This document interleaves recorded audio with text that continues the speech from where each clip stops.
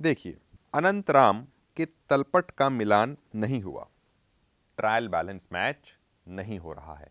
यह जमा पक्ष के 16,000 रुपये अधिक दर्शाता है। उसमें अंतर को उचंती खाते में रखा। मतलब यह जो 16,000 रुपये के डेबिट और क्रेडिट का योग आपस में नहीं मिल रहा है, तो उसने उस 16,000 रुपये को सस्पेंस अकाउंट में रख दिया है। और फिर कुछ अशुद्धियां हमें मिलती हैं। पहली अशुद्धि है, मोहित से 4,000 रुपये नगद प्राप्ति की खतौनी महेश के खाते में 1,000 रुपये से कर दी गई। देखिए बच्चों, मोहित से धन प्राप्ति हुई। जब मोहित से धन प्राप्ति हुई तो एंट्री क्या बननी चाहिए? एंट्री बननी चाहिए कैश अकाउंट डेबिट, मोहित क्रेडिट। मतलब जो व्यक्ति विशेष है उसका खाता क्रेडिट होना चाहिए, मोहित का खाता क्रेडिट होना चाहिए। परंतु आपने महेश के खाते में 1,000 रुपये भेज दिए। मैं फिर से दोहरा दूं, जब आपने रोकड़ अपने पास मोहित से प्राप्त किया तो मोहित का खाता क्रेडिट होना चाहिए और कैश डेबिट होना चाहिए। परंतु हमने मोहित का खाता क्रेडिट करने की जगह महेश का खाता 1,000 रुपये से क्रेडिट कर दिया। तो देखिए, जो खाता क्रेडिट होना चाहिए मोहित, वह तो क्रेडिट हो ही जाएगा, और जो गलती से क्रेडिट हो गया है जिसका नाम है महेश, उसको सही करने के लिए हमने डेबिट किया। परंतु प्रश्न में हमने 1,000 रुपये का जिक्र किया है। हमने महेश के खाते को 1,000 रुपये से रिकॉर्ड किया, तो महेश के खाते में 1,000 रुपये से प्रविष्टि करनी होगी। अब यहां पे 3,000 रुपये का अंतर आपको दिखाई देता है। अब यह 3,000 रुपये का अंतर किसकी वजह से है, जिसके बारे में हम पता नहीं लगा पा रहे। तो यह 3,000 रुपये आप उचंती खाता अर्थात सस्पेंस अकाउंट में डेबिट कर देंगे। बच्चों, यहां पे ध्यान देने वाली बात यह है कि जो प्रश्न है वो आपको यह नहीं बता रहा है कि महेश खाते में डेबिट किया गया या क्रेडिट किया गया। तो आप नियम के अनुसार चलेंगे कि जब किसी से धन प्राप्ति होती है तो कैश अकाउंट डेबिट होता है और व्यक्ति विशेष का खाता क्रेडिट किया जाता है। तो जब प्रश्न आपसे कह रहा है कि 1,000 रुपये मोहित के खाते में भेज दिए गए, तो हम बिल्कुल सामान्य ज्ञान लगाएंगे और यह देखेंगे कि मोहित क्रेडिट ही किया गया होगा। आप अपनी तरफ से यह नहीं सोच सकते कि मोहित को क्रेडिट किया था कि डेबिट किया गया था। साधारणतः जो होता है आप वही मान के चलेंगे कि धन प्राप्ति हुई तो कैश अकाउंट डेबिट हुआ होगा, और क्रेडिट होना कौन चाहिए था? क्रेडिट होना चाहिए था मोहित, लेकिन हमने गलती से कर दिया महेश को। तो महेश अगर गलती से क्रेडिट हो गया है तो आपने उसको डेबिट कर दिया। और क्रेडिट होना कौन चाहिए था? क्रेडिट मोहित होना चाहिए था। तो डेबिट 1,000, क्रेडिट 4,000, जो भी शेष बचा वह सस्पेंस अकाउंट में भेज दिया गया। तो यह हुई अशुद्धि शुद्ध। अब चलते हैं अगली प्रविष्टि पर। अगली प्रविष्टि कहती है, अरुण के खाते में 6,000 रुपये के पूर्ण बंदोबस्त के रूप में 5,800 रुपये का चेक प्राप्त हुआ था। देखिए, अरुण से हमने 6,000 रुपये लेने थे, परंतु उससे हमने 5,800 रुपये का चेक प्राप्त किया। पूर्ण बंदोबस्त मतलब अब अरुण से हमने कोई पैसा लेना देना नहीं है। जिस अरुण से हमें 6,000 रुपये लेने थे, उस अरुण से हमने 5,800 रुपये लेके पूर्ण बंदोबस्त किया। मतलब 200 रुपये का डिस्काउंट अरुण ने हमसे लिया चेक देने के बाद। परंतु वह चेक अनादृत मतलब बाउंस हो जाता है। और पुस्तकों में चेक के बाउंस होने की कोई प्रविष्टि अभिलिखित नहीं की गई। अब आपको यहां पे यह ध्यान देना है कि अरुण जो हमारा डेटर था, जिससे हमने 6,000 रुपये लेने थे, उसने हमें 5800 रुपये का चेक दिया।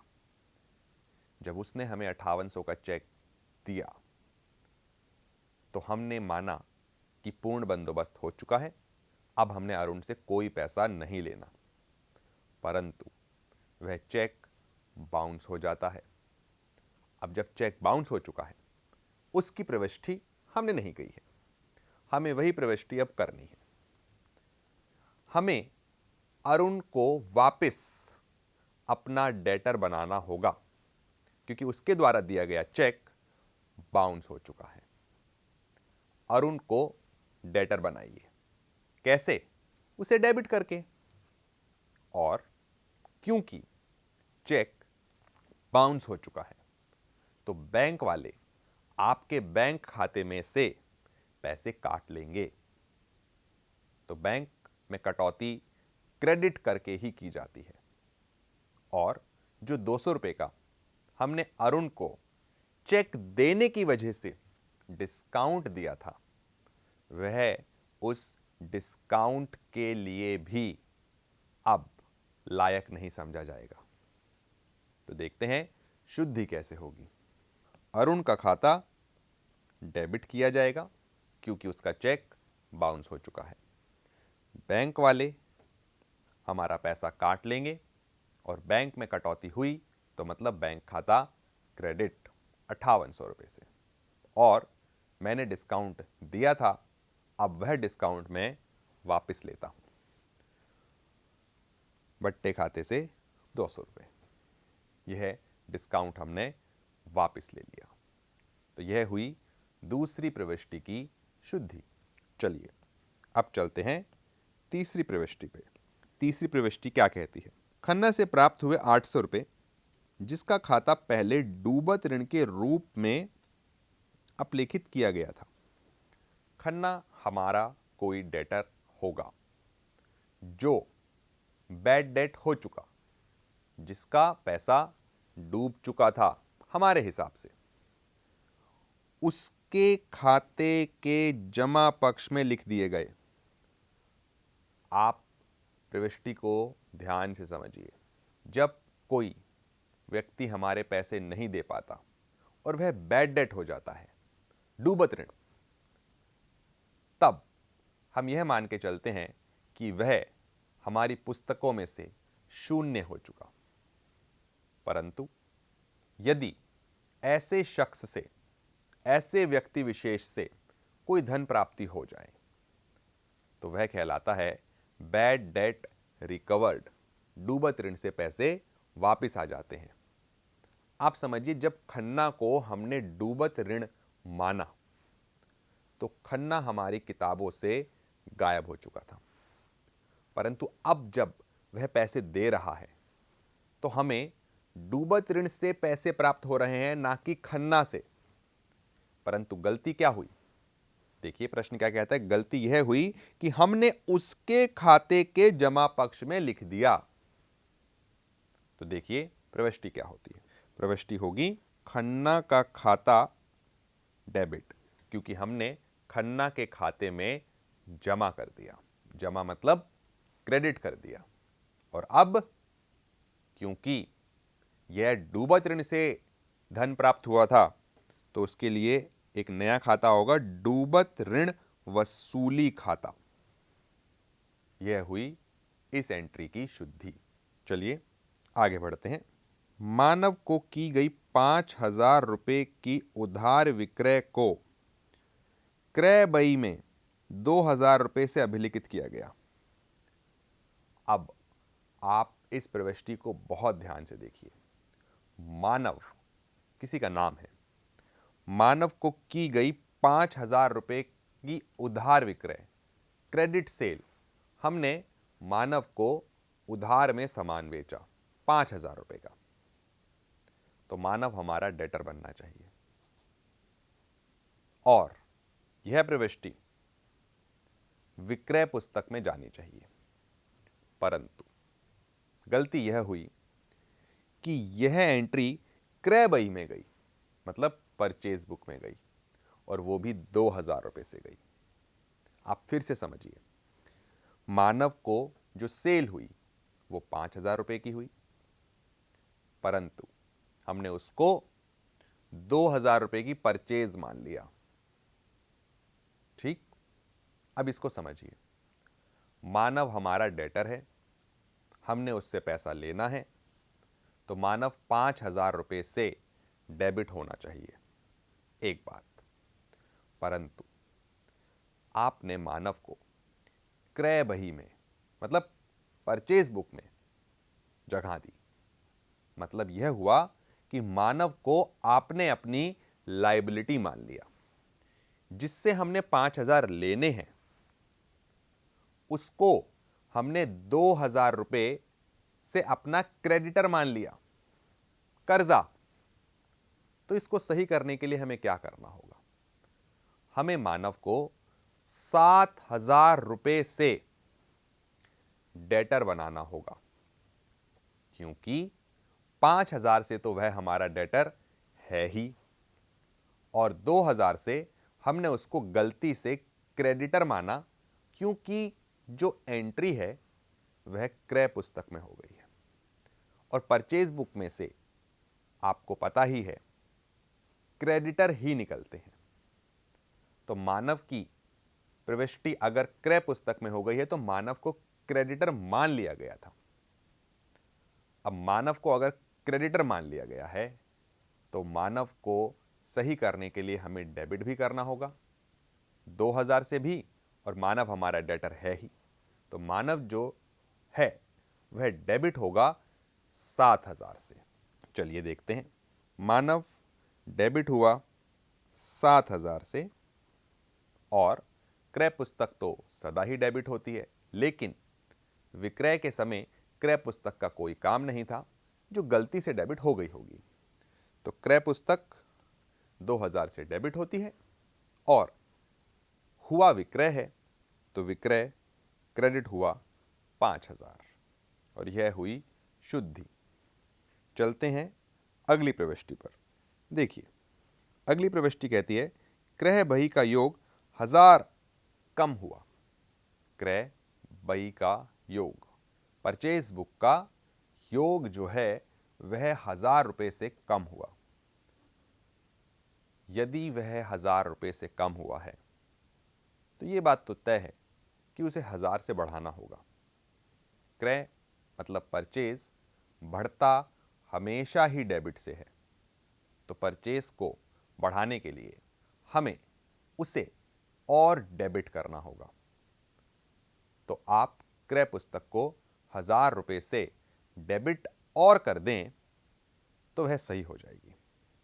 परंतु यहां पे सोचने वाली बात यह है कि यदि योग 1000 रुपए से कम हुआ है या ज्यादा हुआ है तो वह 1000 रुपए किसकी वजह से कम हुए? राम, श्याम, मोहन, सोहन, जो भी नाम है, भाई हुआ तो योग कम है ना। तो योग की कमी आप किसके नाम पे लिखेंगे? राम, श्याम, मोहन, सोहन, जो भी ये नाम है। तो यह आप नहीं जानते। तो बच्चों, जब भी कभी इस तरह किसी भी पुस्तक में क्रय, विक्रय या रोकड़ बही या क्रय वापसी या विक्रय वापसी, किसी भी पुस्तक में इस तरह से योग गलत हो जाए, कम हो जाए या ज्यादा हो जाए, यह एक तरफा गलती है। इनको सही करने के लिए हमें सस्पेंस अकाउंट को लाना ही पड़ता है। जैसे कि इस प्रविष्टि में क्रय बही का योग 1000 रुपए कम हुआ, तो क्रय को तो मैं बढ़ा दूंगा, क्रय बढ़ता है डेबिट होके, परंतु आप क्रेडिट किसको करेंगे? तो इस तरह की गलती को सुधार करने के लिए हमें कौन सा खाता लाना होगा? उचंती, जिसका मतलब है सस्पेंस अकाउंट। जैसे कि मैंने अभी आपको बताया, क्रय मतलब परचेज बढ़ता हमेशा ही डेबिट से है, तो आप क्रेडिट करेंगे उचंती खाता मतलब सस्पेंस अकाउंट को, और कुछ इस तरह यह प्रविष्टि सही हो जाती है। चलते हैं अगली प्रविष्टि पर। अगली प्रविष्टि कहती है मशीन की 1600 रुपए की मरम्मत को त्रुटिवश मशीन खाते के नाम पक्ष पर 1000 रुपए लिख दिया गया। देखिए, मशीन की मरम्मत कराई गई, 1600 रुपए से कराई गई, लेकिन गलती से मरम्मत खाते में लिखने की जगह हमने मशीन खाते में 1000 रुपए लिख दिए। यह तो हम पिछले भाग में सीख ही चुके हैं, मशीन की मरम्मत कराना एक खर्चा है, लेकिन मशीन की स्थापना से जुड़े हुए कोई खर्चे हैं तो वह मशीन है। अब यहां मरम्मत की बात हो रही है, मशीन की इंस्टॉलेशन की बात नहीं हो रही। मशीन की मरम्मत कराई गई तो यह मरम्मत खाते में डेबिट होना चाहिए। कितने रुपए से? 1600 रुपए से। परंतु आपने गलती से, त्रुटिवश मशीन को 1000 रुपए से डेबिट कर दिया। 1600 रुपए से नहीं, 1000 रुपए से डेबिट कर दिया। डेबिट होना क्या चाहिए? मरम्मत खाता। डेबिट हो कौन गया? मशीन खाता, वह भी कितने से? 1000 से। तो चलिए देखते हैं शुद्धि किस प्रकार होगी। मरम्मत खाता 1600 से डेबिट होना ही चाहिए, क्योंकि मरम्मत हुई है 1600 रुपए की। यह एक खर्चा है और सभी खर्चों के अकाउंट डेबिट होते हैं। और गलती से मशीन खाते को डेबिट कर दिया गया था 1000 रुपए से, जो सरासर गलत है। मशीन खाता डेबिट होना ही नहीं चाहिए था, तो उसको सही करने के लिए आपको मशीन खाते को क्रेडिट करना होगा। और अब यह 600 रुपए का जो आपके पास असंतुलन दिखाई देता है, यह कैसे सही हो? यह सही होगा उचंती खाते से, सस्पेंस अकाउंट से, और हमने सस्पेंस अकाउंट को क्रेडिट कर दिया, तो यह प्रविष्टि शुद्ध हो गई। चलते हैं अगली प्रविष्टि पर। नत्थू द्वारा वापस किया गया माल स्टॉक में तो शामिल कर लिया गया, परंतु पुस्तकों में इसकी प्रविष्टि अभिलिखित नहीं की गई। नत्थू हमारा कोई ग्राहक हमसे कोई सामान लेकर गया था, वह अब उस सामान को वापस करता है।